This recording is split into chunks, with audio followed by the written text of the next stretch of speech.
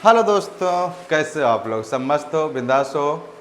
सबकी तैयारी चल रही है। जैसा कि आप लोग को पता है, लिपिक और परिचारी पद की नियुक्ति की बीच में जो है गहमागम चल रही है। ठीक है, तो इसमें जो है 50% जो है सीट किसके लिए है?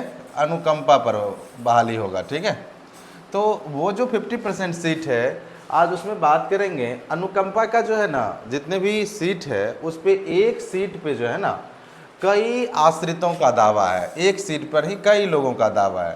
तो दावा तो बहुत का होगा, जब एक सीट पे कई लोग का दावा है तो सबको तो नौकरी मिल नहीं पाएगी। तो जितना का नौकरी मिलेगा तो उसमें से जो वेस्ट होगा उसी को नौकरी दिया जाएगा। तो देखते हैं इसका चयन का प्रक्रिया क्या होगा, किस तरह से किसको जॉब मिलेगा, किसकी जॉब जाएगी, किसको अभी वेट करना पड़ेगा, क्योंकि जितने भी आश्रित हैं सभी को तो नौकरी देना अनिवार्य है सरकार को। तो चलिए देखते हैं क्या है न्यूज। लिपिक व परिचारी पद पर नियुक्ति की सूची से सामने आए मामले। अनुकंपा की एक नौकरी पर कई आश्रितों का है दावा। मुजफ्फरपुर का न्यूज है। संवाददाता कहते हैं अनुकंपा की एक नौकरी पर कई आश्रित दावे ठोक रहे हैं। स्कूल में अनुकंपा पर नियुक्ति के लिए दो आश्रितों ने आवेदन किया है। स्कूल में लिपिक व परिचारी पद पर नियुक्ति की औपबंधिक मेगा सूची से यह सामने आया है। जिले में 245 आवेदन आए हैं। किस जिला में? मुजफ्फरपुर के जिला की बात कर रहे हैं। इसकी औपबंधिक मेगा सूची जारी की गई है। कई मृत शिक्षकों के दो परिजनों ने नौकरी का दावा किया है। कहीं दो बेटियां तो कहीं बेटा और बेटी में से भिड़ंत, कहीं पत्नी और बेटा भी आमने सामने है। यानी क्या है, एक ही परिवार के कोई अगर सदस्य मृत हो गए, यानी माता या पिता के कोई अगर जॉब में है, वो अगर मृत हो गए, उनके अगर दो बच्चे हैं तो दोनों ने आवेदन कर दिया है, तब होगा तो किसी एक को ही ना।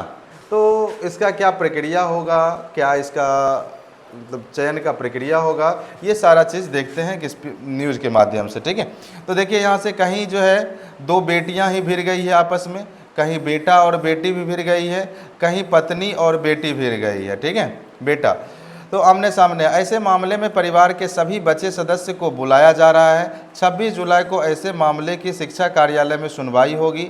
एक नौकरी पर एक ही परिवार के दो लोग अपना दावा ठोक रहे हैं। हैरानी यह है कि दोनों एक ही साथ आवेदन दे रहे हैं। डीईओ अरविंद सिन्हा ने कहा कि कई मामले उलझे पड़े हुए हैं। इन सब मामलों में पूरे परिवार के सामने सुनवाई होगी, क्योंकि इसमें भरण पोषण का भी मामला रहता है। ऐसे सभी मामले चिन्हित कर लिए गए हैं। तो मृतक के 15 से 18 साल बाद बेटा बेटी ने किया दावा, यानी जो मर गया है उनके 15 से 18 साल के बाद बेटा बेटी ने दोनों दावा किया। अनुकंपा पर नियुक्ति के लिए जारी सूची में ऐसे मामले भी शामिल हैं जिसमें मृत्यु के 15 से 18 साल बाद बेटा बेटी ने दावा किया है। 2006-07 में जिनकी मृत्यु हुई है उनके आश्रित भी औपबंधिक सूची में हैं। ऐसे में 30 से अधिक मामले हैं। नियम के अनुसार मृत्यु के 5 साल के भीतर ही आवेदन करना है। ऐसे मामले पर डीईओ ने कहा, इनमें वैसे केस जहां शिक्षक की मृत्यु के वक्त बच्चे नाबालिग होते हैं, वे आवेदन देकर उस सीट को सुरक्षित रखवाते हैं।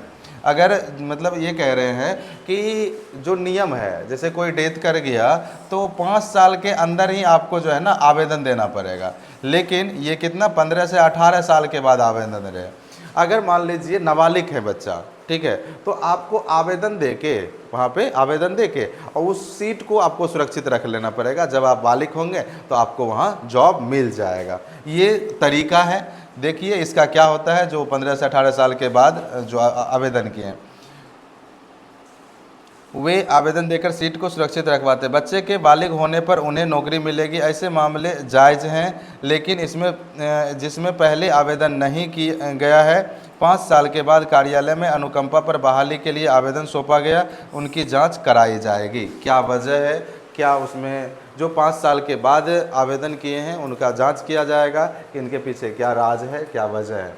दो बेटियां, पत्नी और बेटे ने भी नौकरी पर किया दावा। जैसे कि अभी बताया कि एक ही पोस्ट पे दो बेटियों ने क्या किया है, दावा ठोका है। पत्नी और बेटे दोनों मिलकर दावा ठोके हैं। देखते हैं किनको नौकरी मिलता है इन सब में से। 245 आवेदन जिले में आए हैं। कई मृत शिक्षकों के 2-2 परिजनों ने दावा किया है। स्कूल में अनुकंपा पर होनी है नियुक्ति, परिवार के सभी सदस्यों को बुलाया जाएगा और होगी सुनवाई। यानी परिवार के सभी सदस्यों को बुलाया जाएगा, फिर उससे विचार विमर्श किया जाएगा कि जो आश्रित होते हैं, यानी उसके घर में अगर छोटे हैं कोई, या कोई जॉब में नहीं है, या फिर उनके पास इनकम का सोर्स नहीं है, तो उनके लिए भी ये चीज़ सोचा जाएगा, उनको प्राथमिकता दिया जाएगा। जिनको जो है मतलब आमदनी का कोई सोर्स नहीं है, उन लोगों को ज़्यादा इसमें प्राथमिकता दिया जाएगा और उन्हीं को जॉब दिया जाएगा जिनको आवश्यकता है। ठीक है, तो ये था मुजफ्फरपुर का न्यूज़ जो अनुकंपा से पे आधारित था। तो इसी तरह के न्यूज़ से अपडेट रहने के लिए आप चैनल को सब्सक्राइब कर सकते हैं। आज का एक स्लोगन है, वो भी मैं आपको बताते जाता हूँ। ठीक है, देखिए, हम उस बदनसीब समाज का हिस्सा हैं। क्या कहता है? हम उस बदनसीब समाज का हिस्सा हैं जहाँ सुंदरता का पैमाना गोरा रंग है। सुंदरता का पैमाना क्या है? गोरा रंग है। और बुद्धिमत्ता का पैमाना अंग्रेजी भाषा। अगर आप अंग्रेजी भाषा नहीं बोलते हैं तो बुद्धिमान नहीं कहलाएंगे। ठीक है। और पढ़ाई का पैमाना केवल अच्छी नौकरी से हो, चाहे आप फ्रॉड करके नौकरी लेते हो, चाहे आप पैसा दे के नौकरी लेते हो, कि क्वेश्चन को आउट करवा के नौकरी लेते हो।